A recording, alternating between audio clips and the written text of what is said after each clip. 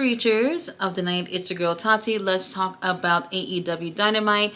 Coming from Austin, Texas, it was filmed on Tuesday. I had no clue that it was taped. However, we still had a great show. Nice, fiery Texas crowd. Tony Khan, don't hesitate to come back to Texas, before All In, if that's the case. We need a lot more marketing for All In moving forward. Because I see there's a lot of tickets left. Not too much that there's a lot of tickets left, but there's a lot of really great seats. A lot of floor seats are left because those floor seats, to have those floor seats, you would also have to purchase the VIP package, which is like what I did. And altogether, that cost me close to $1,900. So basically, those floor seats are around that pricing. So I can understand why people may be hesitant to spend that type of money. So those seats are left, I think, if anything, for those floor seats. What they should be doing is make it optional for VIP or not. So you can make sure that at least the floor seats are all gone. And we'll see what ends up happening. Let me not make this about all that. Whatever. Anyway.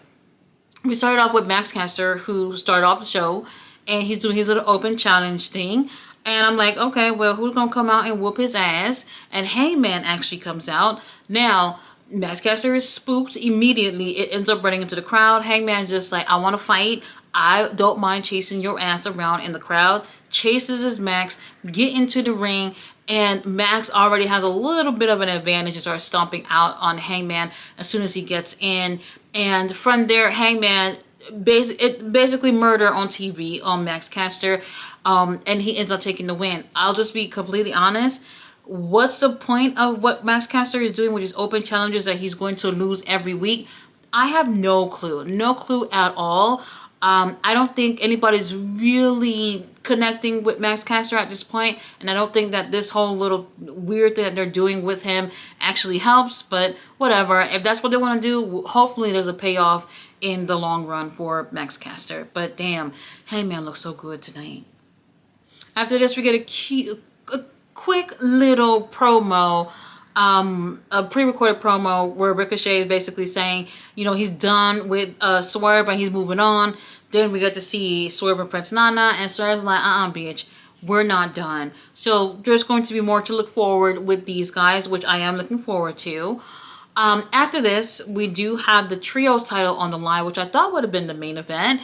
It was the Death Riders versus the Undisputed Kingdom. And when I say I was clutching onto my invisible pearls a few times, because it really felt like the titles were going to change hands. So close, so close. And y'all already know, whenever anybody's going against the Death Riders, Wheeler Yuta is the ugly stepchild in the match.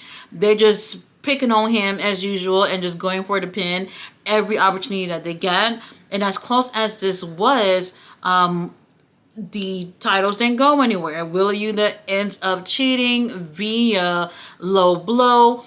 Referee didn't see it, so it is what it is, and they end up retaining those titles. It was interesting because then after the match, Death Riders are still putting the pause on the Undisputed Kingdom. And then here comes Daniel Garcia and Daddy Magic, Angelo Parker, who's barely getting TV time. They all come out there for the save. It's interesting, slightly interesting. I'm thinking that maybe they may go with the Death Riders to go against that little group that Danny got with his uncles or whatever. Honestly, I don't know. I don't see them winning either. And I know some people are disappointed that Death Riders did not lose the titles. But honestly, I love Death Riders. Whenever they get to the point of whatever Death Riders is trying to achieve, then after that, they'll probably end up losing those titles. I don't really have hopes for those trio titles going anywhere anytime soon. Now, backstage, we have shenanigans. Marina Shafir, John Moxley, they're back there. They get attacked by Jay White and Adam Copeland. Cope. They got attacked. Marina, not so much. More like an ambush. They end up hitting Moxley with a chair. He's down for like a couple of seconds. Meanwhile, they take Marina, put her in this room, close the door so that the chain, that chain from the handcuff between Marina's arm and the briefcase, they end up using whatever tool that is. I have no clue what you call tools. And they break the chain, and then they end up stealing the briefcase, pretty much having a fucking cat and mouse chase throughout the night. So we'll get into a little bit more about that in a moment. After this, Renee Paquette is back there with MJF. We love MJF. We love him so much. He's doing his little interview before his match with Dustin. And while he's talking about how he's going to basically, beat Dustin Rhodes, here comes Hangman, who is just like, get the fuck out of my camera shot. I got something to say. And MJF is not taking no shit from nobody. He's like, I ain't going nowhere. This is my TV time. And they get into it in terms of like going back and forth. And JF says that his cologne smells like Jack Daniels. That I didn't know Jack Daniels made cologne. Called him Sea Biscuit. And even said like within the 5 years, you know, you really haven't done much of that anybody can actually remember. And that he's going to do something that Hangman hasn't been able to do, which is hold the world title for the second time. Now, and Jeff ends up leaving, and then you can see Hangman looking at him like, you know what? I heard you, and I'm going to do something about that. So I was thinking, all right, maybe some interference during MJF's match. We'll talk about that in a moment. After that, we do have... once again, Hook is rolling around with Shibata and Samoa Joe. They go against Aaron Solo, John Cruz, and another one, a little cutie that be on Ring of Honor here and there getting his ass whooped, forgot his name. And it's a squash. And then after that, Samoa Joe gives a promo, and he looks so cool. He's always cool. Shibata's sitting there looking cool, and then there's Hook. And then there's Hook, who just looks like, I don't fit in. I'm just here with my cool uncles and seeing if that coolness would rub off on me. It don't. Not to me. Long story short, Samoa Joe calls their little group the Ops, okay? I can't say that I like it, but we'll see. And they're calling out the patriarchy and how they're going to end up taking care of that. Samoa Joe, when he's on the mic, he has a strong presence that you can't teach Hook. You're not going to be able to teach him that. So I don't know what's going to happen with this group in the long run. But at least Hook got something to do. And hopefully he learned something from Shibata and Hook this time around. So far, I'm not feeling it. But I'll give it some time to see where it goes. Alright. After this, Chris Jericho came out there. There's no way I'm tuning into Jericho. So we're moving on. After this, though, Willow Nightingale's talking with Renee. And she barely got 2 little words in. She's going to be going to Japan next month. We didn't even get to hear where she's going, what she's going to be doing, who she's facing, nothing. And then that's when Marina Shafir attacked her. Jon Moxley get in front of the camera and just basically said, hey, I want my fucking briefcase back. And then looking for Adam Copeland and Jay White. And they go ahead and look for them some more. After this, they waste our time with Chris Jericho coming out there again in his glittery, wicked Witch of the East boots. He's in there with his little cowboy boots. Bandito come on out there. I'm like, wait a minute. There's a match between these two? They come on out there. They're doing basically the same thing that happened with Brian Keith and Bandito during their match, where they meet each other in the middle of the ring. They end up going to opposite sides of the ring. And then they, I guess, was supposed to run up to each other. But then Brian Keith, who was just hiding, I guess, under the ring, came and grabbed Bandito by the leg. And there was a beatdown on Bandito. The crowd is booing. They don't like it, blah, blah, blah, blah. And then here comes, what was his name? Outrunners came out there for the save, as usual. And then Big Bill, he comes out. He has this paper with a bounty for Bandito.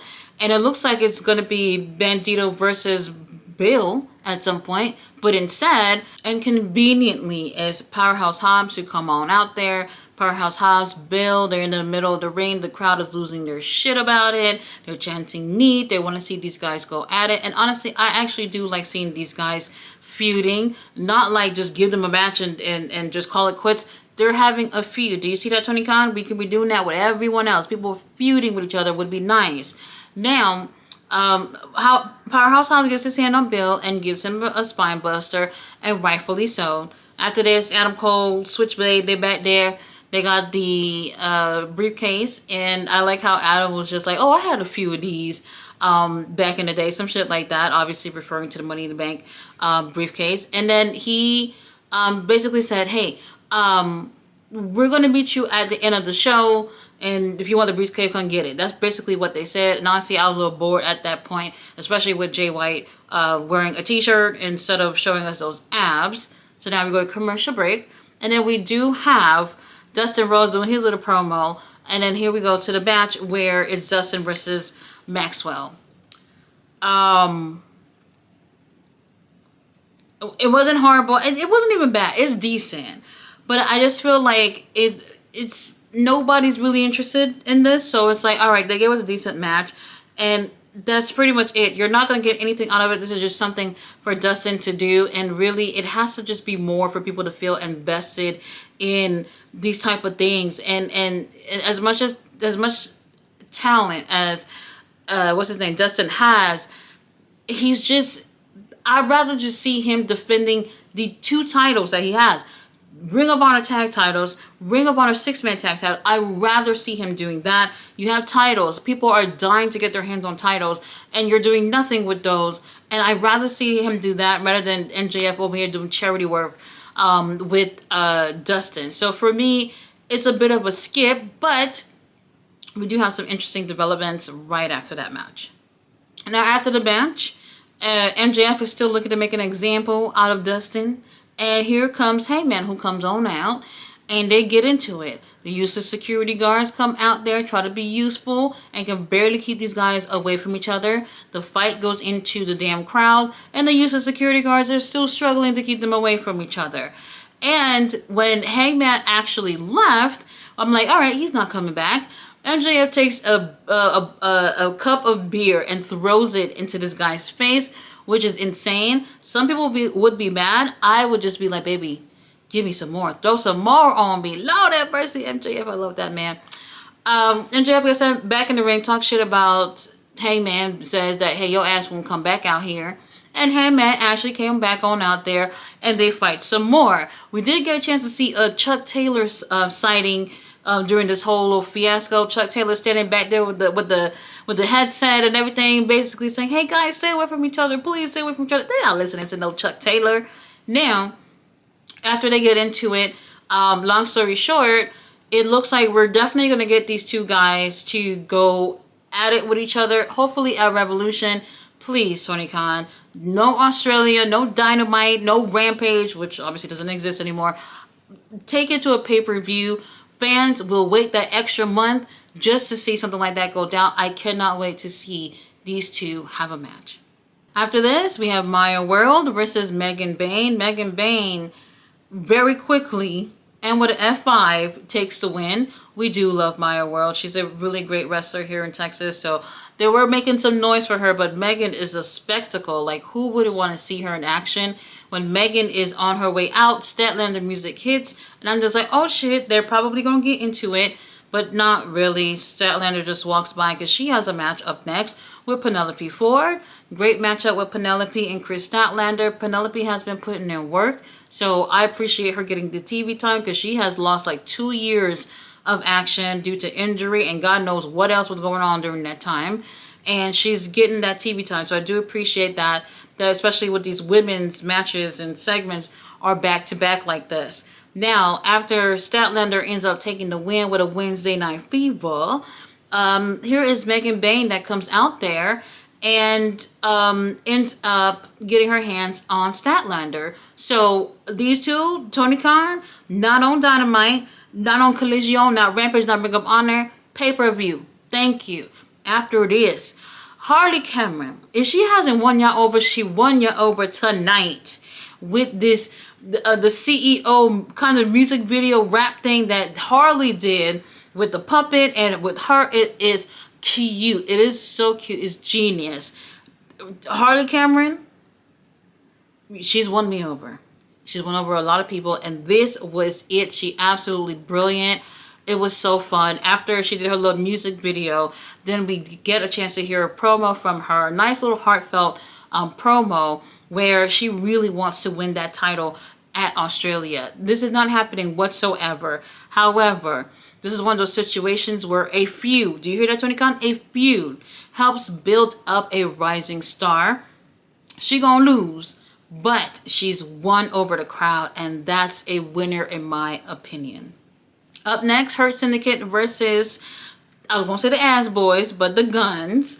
The Guns gave a really good fight. I think they looked really strong.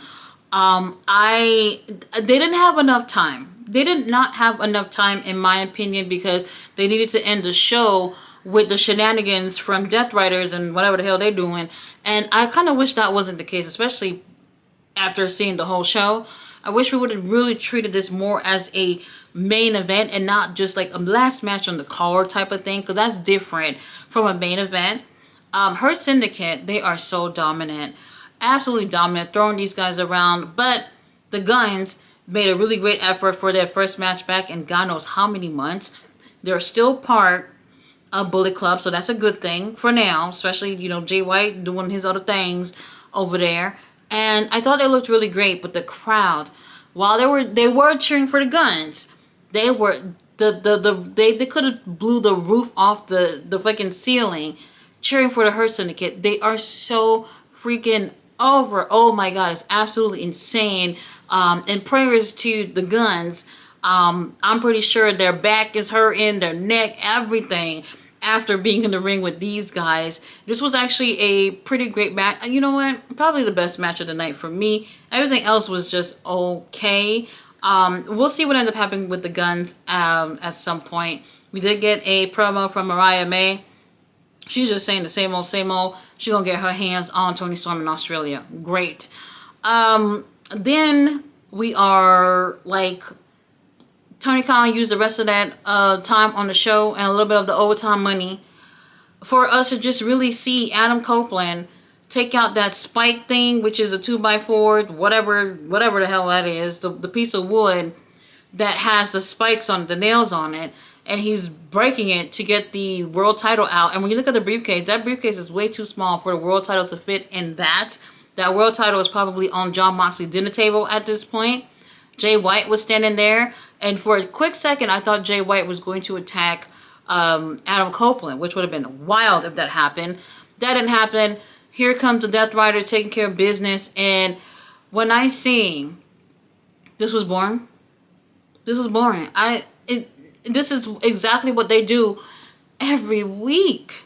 And you would think that, okay, Hurt Syndicate and Guns are not ending the show because something crazy is going to happen with the Death Riders thing, and it was literally the same thing. I'm telling you guys week after week that I am trying to get behind it. I support all these people that's within that group, everybody that's within the story, but something is still lacking after all these months, and it wasn't strong. It wasn't strong. For you to stick around knowing that Tony Khan paid the overtime money, you're expecting to see something crazy. Nobody's talking about this. The show is over and nobody's talking about it. And honestly, hopefully something, and whatever happens in Australia has to change things completely, or else people are just going to say, fuck it, we're done with this whole Death Riders thing. Because honestly, I'm bored. Alright, you guys, the show, not bad. Go ahead and check it out. There will be some things you're going to probably skip through. The show in Australia is on Saturday. From what I'm hearing, typically that little NBA thing is over by like 11:30 Eastern time. And after that is when the Australia show will start. So it's definitely, I want to say, at least 2 hours later than usual. So stick around for that on Saturday, or just watch it the next day when y'all wake up on Max to see how that went, or watch my review. Guys, thanks so much for watching my video. I will be back on, well, tomorrow for a review on Ring of Honor. See you guys then.